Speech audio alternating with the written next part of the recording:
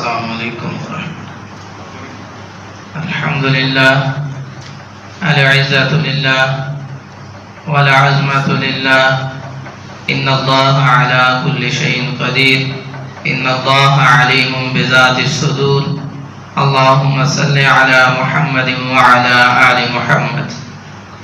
اعوذ باللہ من الشیطان الرجیم، بسم اللہ الرحمن الرحیم۔ انا انزلناه في ليلة القدر وما أدراك ما ليلة القدر ليلة القدر خير من 1000 شهر تنزل الملائكة والروح فيها بإذن ربهم من كل أمر سلام هي حتى مطلع الفجر۔ عزیز ساتھیو، بہترین کلام اللہ کا کلام قرآن ہے، بہترین رہبر و رہنما محمد رسول اللہ صلی اللہ علیہ وسلم ہے۔ دین اللہ کے کلام رسول اللہ صلی اللہ علیہ وسلم کی سنت و فرمان کا نام ہے، جسے صحابہ کرام رضوان اللہ تعالی علیہم اجمعین کے فہم سے سمجھا جائے گا۔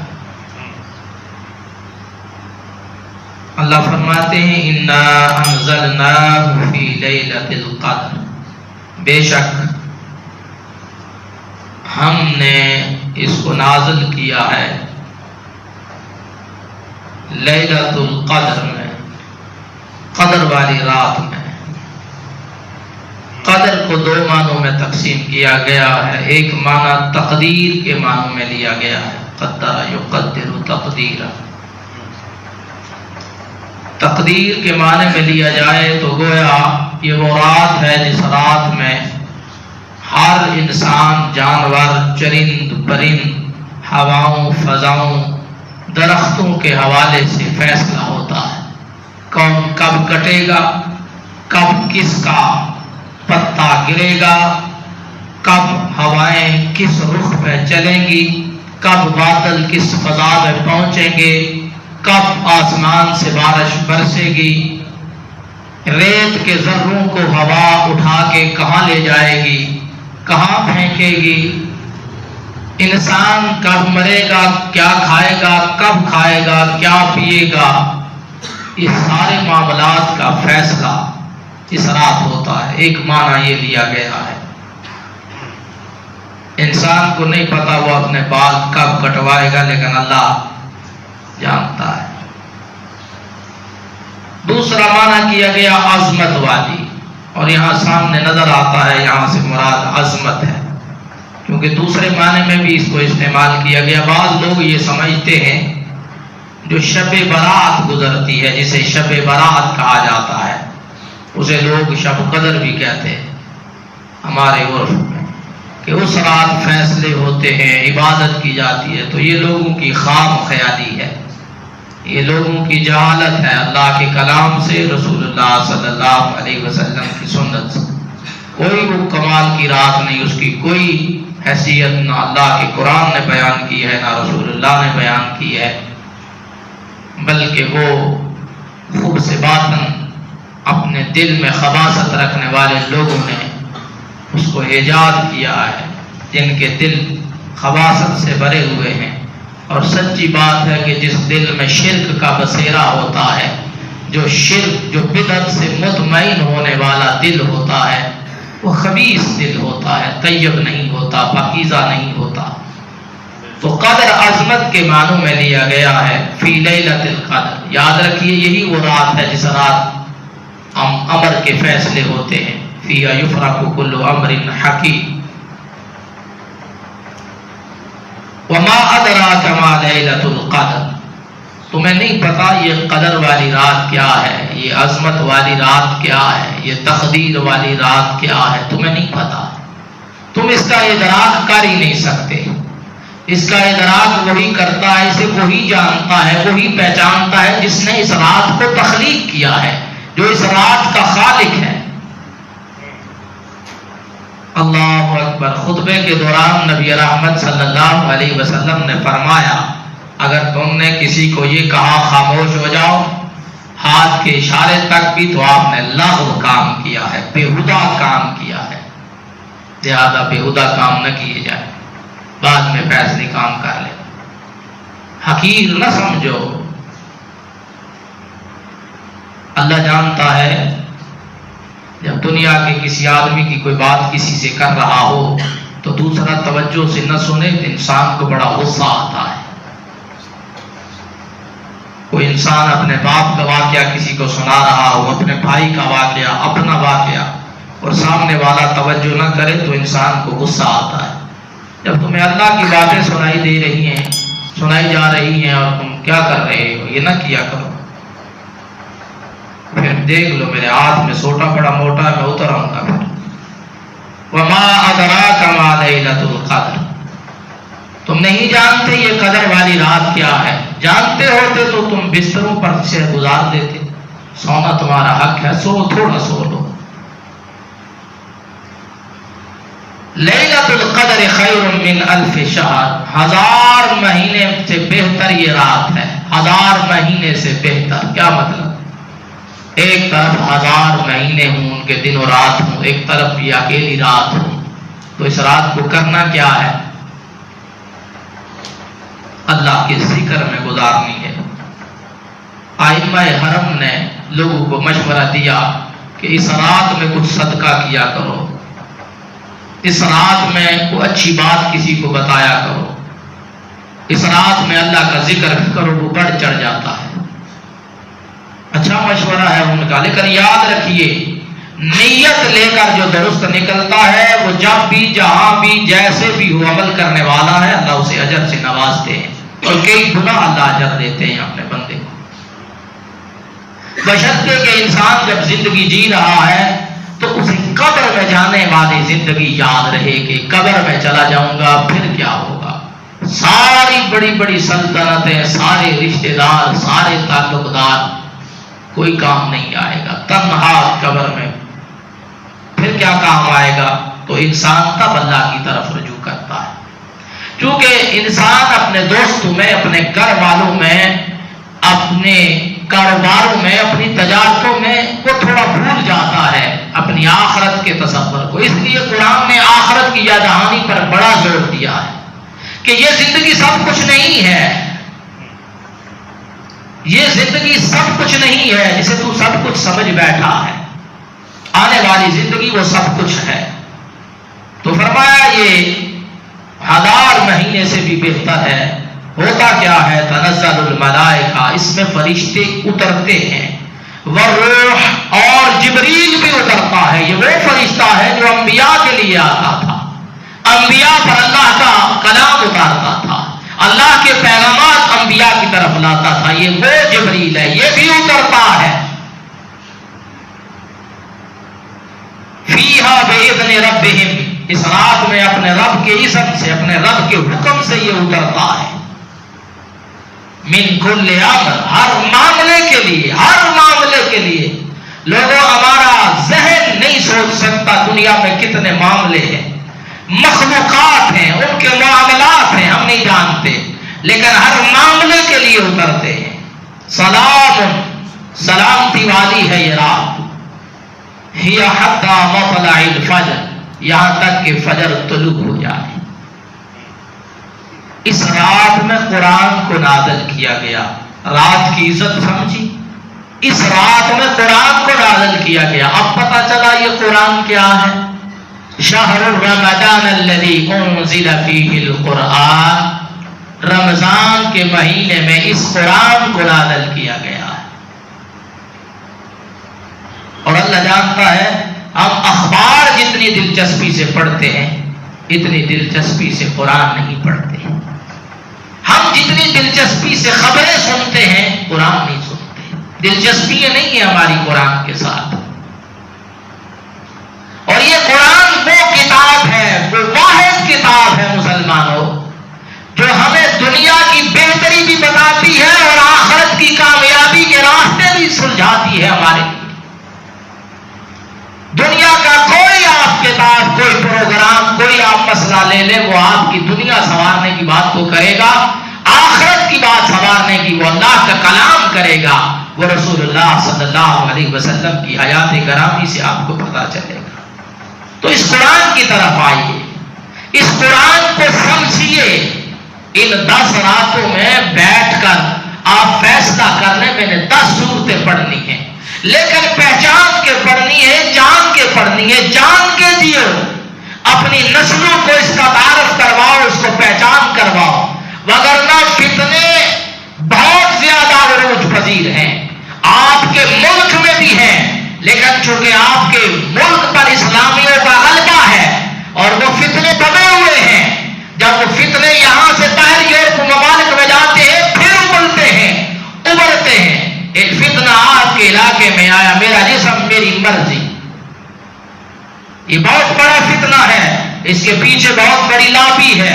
دراصل دنیا میں ایسے لوگ پروان چڑھ رہے ہیں، آپ کے ملک میں لاکھوں کی تعداد میں ہیں، سارے صاحب ثروت اور مالدار لوگ ہیں، وہ جن کا یہ نظریہ ہے کہ انسان مذہب سے آزاد ہونا چاہیے، یعنی گویا وہ یہ کہنا چاہتے ہیں کہ انسان اللہ سبحانہ و تعالیٰ سے آزاد ہو کر جیے، اس کے کسی حکم کا پابند نہ ہو۔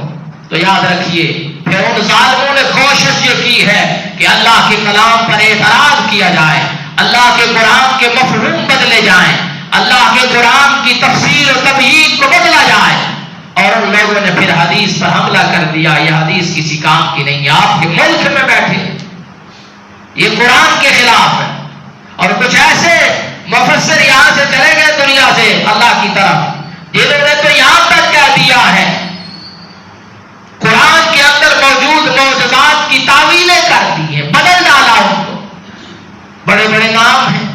اس لیے مسلمانوں اس قرآن کی طرف توجہ دو، اس قرآن کی طرف پلٹو، اس قرآن کو سیکھو اور باطل کو پہچان کے سیکھو۔ عمر رضی اللہ تعالی عنہ نے کہا تھا جو باطل کو نہیں جانتا وہ حق کی کڑیاں بکھیر دے گا۔ دنیا میں اہل مذہب ہیں، عیسائی اہل مذہب ہیں، یہودی اہل مذہب ہیں، دنیا کا کوئی بھی شخص ہے، اگرچہ ان کے خدا الہ ہیں، وہ جن کو پوجتے ہیں ان کے معبود الہ ہیں، لیکن وہ مذہب کا تصور رکھتے ہیں۔ یاد رکھیے دنیا میں شیطان نے بڑا ظلم کیا ہے لوگوں کو گمراہ کرنے کے لیے، ایک سچے الہ کے مقابلے میں ہزاروں باطل الہ بنائے ہیں اس نے، اور بنا کر انسانوں کے سپرد کر دیے ہزاروں باطل الہ، اور جب وہ ہزاروں باطل الہ بن گئے تو پھر شیطان نے ایک راستہ سلجھایا کہ الہ ہے کوئی نہیں، اگر ہوتا تو اتنا بڑا اختلاف کیوں ہوتا۔ یہاں تک لکھنے والے شیطان لکھتے ہیں کہ صوفیوں کا الہ اور ہے، اور سلفیوں کا الہ اور ہے، یہودیوں کا الہ اور ہے، عیسائیوں کا اور ہے، ہندو کا اور ہے، اس طرح کی باتیں کر کے، حالانکہ ہم جانتے ہیں کہ ساری کائنات کا الہ ایک ہے، ایک الہ ہے، وہ اللہ سبحانہ و تعالی ہے۔ اب اس ایک الہ کو ماننے والے کم ہیں، اس الہ کی مخالفت کرنے والے ہزاروں ہیں جن کا انجام بہت برا ہوگا۔ تو یہ کیسے پتا چلے گا؟ جب ہم اللہ کے کلام سے جڑ جائیں گے۔ عمل سے پہلے علم ہے، مسلمانوں اکثریت میں عمل کر رہے ہیں، العلم قبل القول والعمل، علم جاننا، یہ بات کرنے سے پہلے اور عمل سے پہلے جاننا ضروری ہے۔ لوگ نماز پڑھ رہے ہیں دھڑا دھڑ بغیر جانے، روزہ رکھ رہے ہیں دھڑا دھڑ بغیر جانے، زکات دے رہے ہیں دھڑا دھڑ بغیر جانے۔ علم جاننا، میں کیوں کر رہا ہوں، کس لیے کر رہا ہوں، اس کا فائدہ کیا ہے، نقصان کیا ہے۔ یہ تو ایک نقصان ہے کہ میں مر جاؤں گا، میرا اللہ مجھ سے پوچھے گا مال دیا تھا خرچ کیا، یہ بھی نظر رکھو، اور یہ بھی رکھو کہ جب میں نے اسے خرچ کیا تو اس کو اسلام کا کتنا فائدہ ملا، اسلام کو کیا فائدہ ملا، یا میں نے اسے بس لگا دیا، کھلا دیا، پلا دیا۔ جان کر جیو مسلمانوں، جان کر جیو۔ اور ایک بات آخری جو میں آپ سے کہنا چاہتا ہوں، یاد رکھیے میری ساری توانائیاں اس بات پر خرچ ہوتی ہیں کہ کم از کم کوئی مسلمان وہ کام نہ کرے جس سے وہ کافر ہو جائے۔ گناہ ہوتے ہیں، غلطیاں ہوتی ہیں، بندے سے ہر نیکی پر عمل پیرا نہیں ہوتا، کوئی بات نہیں ہوتی ہے، وہ بہت بڑا مہربان ہے۔ اس مہربان کی مہربانیوں کے بارے میں نبی رحمت نے فرمایا اگر کسی کافر کو پتہ چل جائے کہ وہ کتنا مہربان ہے، وہ تکیہ لگا کے بیٹھ جائے، میں جنت میں جاؤں گا۔ اتنا بڑا مہربان ہے. لیکن اگر اس کے عدل، اس کے فیصلے، اس کے انصاف کے بارے میں علم ہو جائے تو بڑا بڑا مومن بھی سمجھے میں جہنم میں چلا جاؤں. اس لیے اس بات کو سمجھیے، نماز کا ترک کرنے والا اسلام سے نکل جاتا ہے. نماز کا ترک کرنے والا اسلام سے نکل جاتا ہے. نماز کا ترک کرنے والا اسلام سے نکل جاتا ہے، اگرچہ 4 پڑھتا ہو 1 چھوڑتا ہو. یہ بات یاد رکھنا. یہ آپ کے ایمان کو کم نہیں کرتی، کھا جاتی ہے.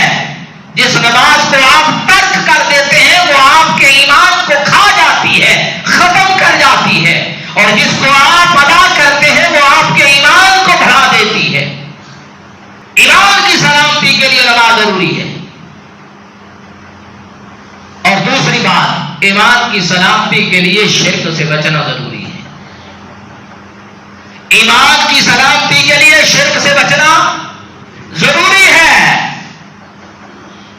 ایمان کی سلامتی کے لیے نماز ضروری ہے. یہ 2 کام آپ نے ہمیشہ کرنے ہیں کہ ہمیشہ شرک سے بچنا ہے، ہمیشہ نماز کا خیال رکھنا ہے. ہمیشہ ایک آدمی اس نے روزہ نہیں رکھا، اس کے ایمان میں کمی واقع ہوتی ہے، وہ کافر نہیں ہوتا. لیکن ایک آدمی نماز چھوڑ دیتا ہے، وہ کافر ہو جاتا ہے. یہ بات سمجھو. روزے نہیں رکھتے لوگ، بہت پڑھتے ہیں. دیکھو جی اتنے لوگ یہاں روزے نہیں رکھتے. اللہ کے بندے تمہیں روزے کی پڑی ہے. اس لوگوں کے پاس ایمان کی دولت ہی نہیں ہے. ایمان کی دولت نہیں ہے. وہ ہوتی تو انہیں ہوش ہوتا. ایمان ہوتا تو اس کے گھٹنے بڑھنے کا انسان کو ڈر لگتا ہے، خطرہ ہوتا ہے. ہر نیکی ایمان کو بڑھاتی ہے، ہر گناہ ایمان کو گھٹاتا ہے.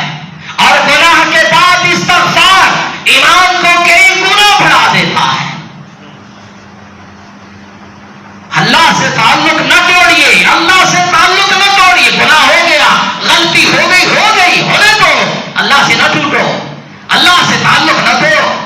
اللہ سے وہ جو رشتہ ہے خالق و مخلوق کا وہ قائم رہنے دو. جو ساجد و مسجود کا رشتہ ہے وہ قائم رہنے دو. جو عابد و معبود کا رشتہ ہے وہ قائم رہنے دو. میں تو دیکھتا ہوں مسلمانوں کی اکثریت نے اپنے رب سے ناطا توڑا ہوا ہے، اپنے رب سے ناطا توڑا ہوا ہے. نمازوں کو ترک کر کے، شرک کو اپنا کر کے. شرک نہ کیجیے. آپ کا کوئی مسلک ہے، آپ کی کوئی جماعت ہے، آپ کا کوئی جتھا ہے، شرک نہ کیجیے. شرک ایمان کو کھا جاتا ہے. نماز نہ ترک کیجیے. نماز ایمان کو کھا جاتی ہے. جس نے نماز کو ترک کیا وہ تارک نماز کا ایمان مر جاتا ہے، اسلام میں نہیں رہتا. یہ 2 کام ہیں، کتنے آسان ہیں تو مشکل ہے. یہ نہ کیجیے. اور جب آپ کے سامنے اللہ کی آیات پیش کی جائے انکار نہ کرنا، کبر کا راستہ اختیار نہ کرنا. تو مسلمانوں جو بات میں آپ سے کرنا چاہتا تھا، حضرت عائشہ رضی اللہ تعالی عنہ کہتی ہیں کان رسول اللہ صلی اللہ علیہ وسلم، کان رسول اللہ صلی اللہ علیہ وسلم، اللہ کے رسول صلی اللہ علیہ وسلم کے لیے حسیر، ایک چٹائی تھی. ایک چٹائی تھی آپ علیہ الصلوۃ والسلام کے لیے. آپ علیہ الصلوۃ والسلام رات کے وقت اس کا حجرہ بنا لیتے تھے. یحجرہ من اللیل فیصلی فیہ، اس میں آپ نماز پڑھتے تھے. ایک دن صحابہ کرام رضوان اللہ علیہم اجمعین نے دیکھا، انہوں نے بھی آپ علیہ الصلوۃ والسلام کی طرف آ گیا، اکٹھے ہو گئے نماز پڑھنے کے لیے. فجعل الناس فیصلون، وہ آئے گیا بس وہ بھی نماز پڑھیں گے. آپ علیہ الصلوۃ والسلام نے ان کو دیکھا، دیکھ کر انہیں کہا کہ یاد رکھو ان اللہ لا یمل، اللہ نہیں تھکتا اجر دیتے ہوئے، حتی تملو، یہاں تک کہ تم تھک جاؤ گے. کیا مطلب؟ فرمایا اللہ کی عبادت کرو، اللہ کی بندگی کرو جس کی تم طاقت رکھتے ہو. جتنی تم طاقت رکھتے ہو اتنی عبادت کرو. آپ نے لوگوں کو مخاطب کر کے کہا یا ایھا الناس علیکم من الاعمال عبادتکم، جن کی تم طاقت رکھتے ہو وہ اعمال کرو. نبی رحمت علیہ السلام نے فرمایا کرنا کیا ہے؟ ان احب اللہ ان احب الاعمال احب الاعمال الی اللہ، اللہ کو سب سے زیادہ پسندیدہ اعمال وہ ہیں ما دوم علیہ، جن پر ہمیشگی اختیار کی جائے، وہی قل، اگرچہ وہ تھوڑے ہی کیوں نہ ہو۔ ہمیشہ کا عمل اللہ کو پسند ہے، اگرچہ وہ تھوڑا ہی کیوں نہ ہو۔ اور آپ نے فرمایا اہل بیت کے لیے، میرے گھر والوں کے لیے ضروری ہے کہ وہ جس عمل کو کریں اس پر ڈٹ جائیں، ثابت قدم رہیں، اسے کرتے رہیں۔ یہ کیوں کہا تھوڑا عمل کر اللہ کے لیے پر ہمیشہ کر؟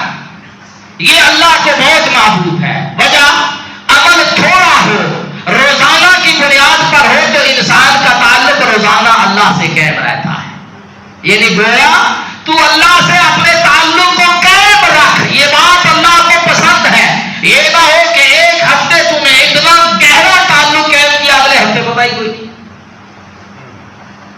یا ایک مہینہ بہت گہرا تعلق، رمضان کے مہینے میں گہرا تعلق اللہ کے ساتھ، اور رمضان گزرتے ہی عید کا چاند دیکھتے ہی اللہ سے تعلق کو ختم کر دیا۔ اس طرح رات کی آپ نماز پڑھ رہے ہیں، آپ نے رمضان میں بڑے شاش بشاش پڑھے، رمضان کے بعد ترک، 2 رکعت پڑھ لو، ہمیشہ پڑھو، سارا سال پڑھو، اور رات تہجد کے وقت اٹھ کر پڑھو۔ یہ رب سے تعلق کا معاملہ ہے، اس میں سستی نہ کرو۔ اللہ سے تعلق جس نے توڑا فتنے کا شکار ہو جائے گا، فتنے اسے دبوچ لیں گے، پکڑ لیں گے اسے فتنے۔ اللہ کے راستے میں خرچ کرتے ہو، تھوڑا کرو، ہمیشہ کرو۔ ایک تو زکوٰۃ ہے، وہ تو دینی ہے، ایک اللہ کی سبیل میں دینا ہے، اور دیتے ہوئے یہ دیکھو کہ اس میں اللہ کے دین کی سربلندی کیا ہے۔ انسانوں کا درد ہر کسی کے سینے میں ہوتا ہے، وہ دنیا کا بدترین کافر کیوں نہ ہو، اس کے سینے میں بھی انسانوں کا درد، جانوروں کا بھی درد ہے۔ مسئلہ یہ ہے کہ آپ خرچ کرتے ہوئے انسانوں جانوروں کا درد رکھتے ہوئے اسلام کا درد بھی رکھتے ہو کہ اس سے اسلام کو کیا فائدہ ملے گا۔ صحابہ کرام خرچ کرتے تھے، غلے کے ڈھیر مسجد نبوی میں لگ جاتے تھے، وہاں سے تقسیم ہوتا تھا۔ آج غلے اور اناج کے ڈھیر قبروں پہ لگتے ہیں، وہاں پہ لنگر جاری ہوتے ہیں، پھر نتیجہ آپ کے سامنے ہے، اسلام درباری بن گیا، قبولی بن گیا۔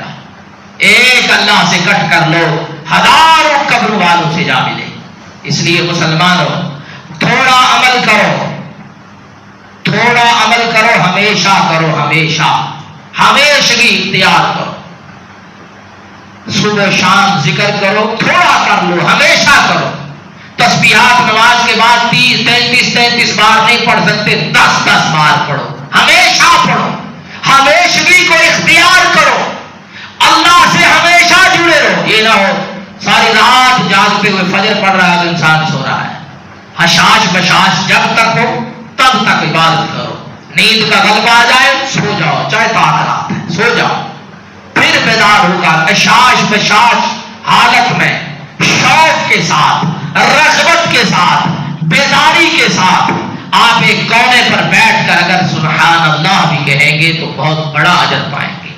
اور اس رات میں جو کہنے کی بات تھی، جو نبی رحمت نے حضرت عائشہ کو سکھلائی تھی، وہ یہ تھا اللہم انک عفو تحب العفو فاعف عنی۔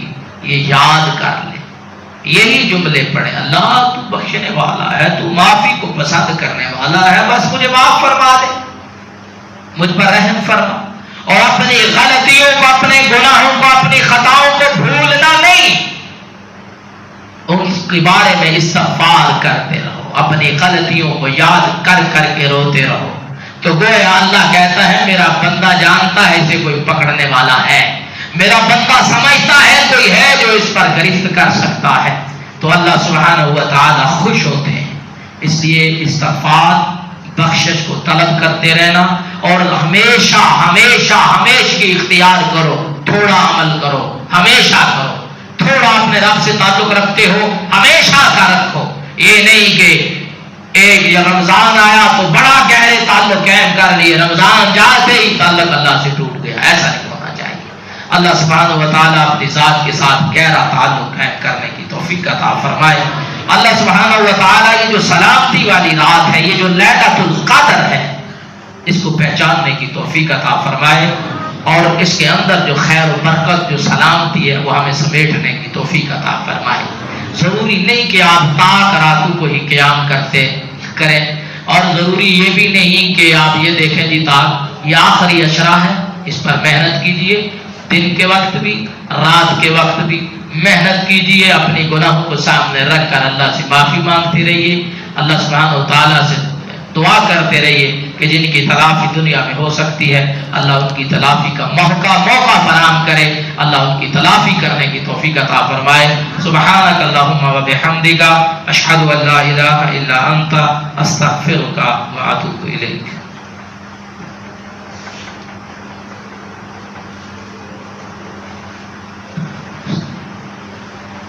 الحمد للہ نحمده ونستعینه ونستغفره ونعوذ باللہ من شرور انفسنا ومن سیئات اعمالنا، من يهده الله فلا مضل له ومن يضلله فلا هادي له، واشهد ان لا اله الا الله وحده لا شريك له، واشهد ان محمدا عبده ورسوله، اما بعد فان خير الحديث كتاب الله وخير الحدي حدي محمد صلى الله عليه وسلم، وشر الأمور محدثاتها وكل محدثة بدعة وكل بدعة ضلالة وكل ضلالة في النار۔ أعوذ بالله من الشيطان الرجيم، بسم الله الرحمن الرحيم، قل هو الله أحد الله الصمد لم يلد ولم يولد ولم يكن له كفوا أحد۔ بسم الله الرحمن الرحيم، إنا أعطيناك الكوثر فصل لربك وانحر إن شانئك هو الأبتر۔ ربنا ظلمنا أنفسنا وإن لم تغفر لنا وترحمنا لنكونن من الخاسرين، لا إله إلا أنت سبحانك إني كنت من الظالمين، لا إله إلا أنت سبحانك إني كنت من الظالمين۔ اللهم أيد الإسلام والمسلمين، اللهم أيد الإسلام والمسلمين، إني أعوذ بك من البرص والجنون والجذام ومن سيء الأسقام۔ ربنا آتنا في الدنيا حسنة وفي الآخرة حسنة وقنا عذاب النار۔ سبحان ربك رب العزة عما يصفون وسلام على المرسلين والحمد لله رب العالمين۔